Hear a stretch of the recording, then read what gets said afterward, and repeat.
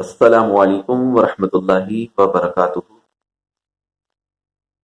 برے خاتمے یعنی ایمان پر موت نہ آنے کی تین وعیدیں ہیں، جس کے بارے میں ہم امیر اہل سنت سے سنیں گے۔ لیکن برا خاتمہ کیوں ہوتا ہے، یہ کس وجہ سے ہوتا ہے؟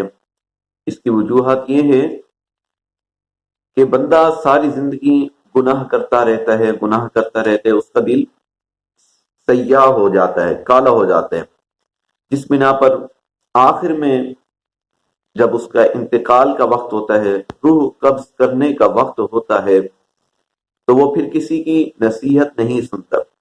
اس کے سابقہ جو مرحومین ہوتے ہیں، جو پہلے انتقال کر چکے ہوتے ہیں، وہ آ جاتے ہیں ایک ایک کر کے، یا شیطان ان سابقہ مرحومین کی شکل میں آ جاتا ہے، تو اس کو کہتے ہیں تم عیسائی ہو جاؤ، یہ مذہب کامیاب مذہب ہے، ہم نے آگے دیکھا ہے۔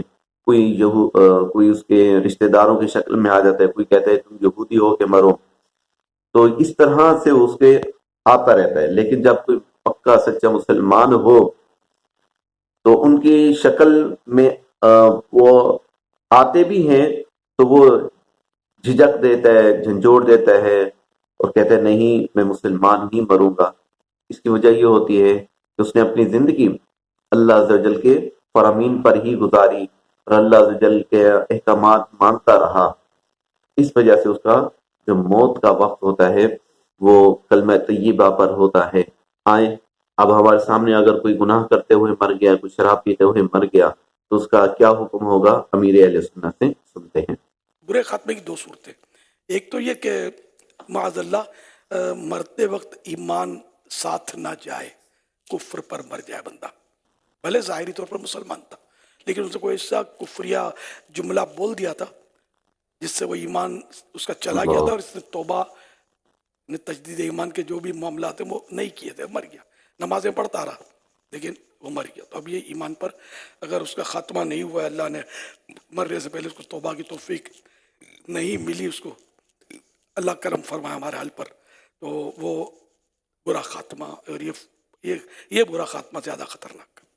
دوسرا برا خاتمہ یہ کہ توبہ کے بغیر، گناہوں سے، گناہ بھی تو بندہ کرتا ہے نا، وہ گناہوں سے توبہ کیے بغیر مر جائے، یہ بھی برا خاتمہ ہے۔ یہ دو برے خاتمے کی صورتیں ہیں۔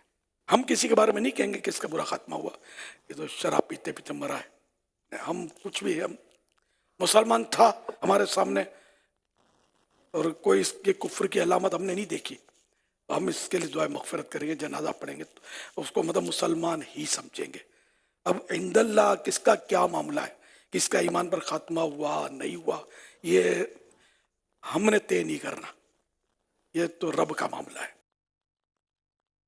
جیسا کہ ہم نے امیر علیہ سنت سے سنا برے خاتمے کے حوالے سے، ہم نے کسی پر حکم نہیں لگانا کہ یہ کافر ہو کے مرا ہے، یہ یہودی ہو کے مرا ہے، یا ایمان پر اس کا خاتمہ نہیں ہوا، بلکہ بس ہم نے اپنے بارے میں سوچنا ہے، اپنا محاسبہ کرنا ہے، گناہوں سے معافی مانگتے رہنا ہے، تاکہ اللہ تعالی ہم سے خوش ہو، اللہ تعالی ہماری بے حساب مغفرت فرمائے، ہمارے گھر والوں کی، ہمارے خاندان کی، سرکار کی، تمام امت کی۔